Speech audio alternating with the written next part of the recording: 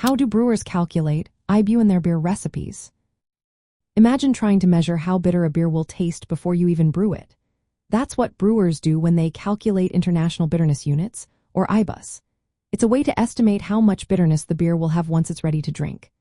IBUs are based on the amount of bitter compounds called isoalpha acids that come from hops during brewing.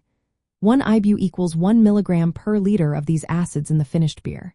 To figure out the IBUs, brewers look at a few key things. First is the alpha acid percentage, which shows how much bitter stuff is in the hops. Different hop varieties have different alpha acid levels, so knowing this helps get an accurate estimate. Next is the hop weight, or how much hops you add to the brew. This is usually measured in ounces or grams. The more hops you add, the more bitterness you can expect. Then there's the utilization factor. This tells you how efficiently the alpha acids are converted into isoalpha acids during boiling. Utilization depends on how long you boil the hops, the temperature, and the gravity of the wort, which is the unfermented beer. The last piece is the wort volume, or how much beer you're brewing. It's measured in gallons or liters. The basic formula brewers use is simple.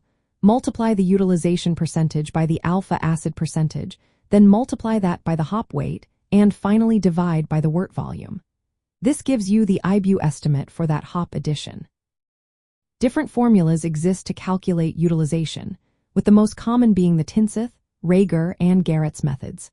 The Tinseth method is popular among all-grain brewers because it tends to give slightly lower IBU numbers, which can be more accurate for complex recipes. The Rager method accounts more for the original gravity of the wort and often results in higher IBU estimates, making it favored by extract brewers. The Garrett's method falls somewhere in between. Brewers usually perform these calculations for each hop addition at different times during the boil, like 60, 30, 15, or 5 minutes before the end. Then they add up all those IBUs to get the total bitterness of the beer.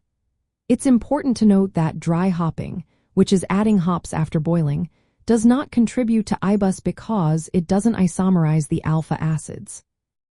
For even more precise measurements, some brewers use advanced calculations that consider temperature and volume changes during the brewing process.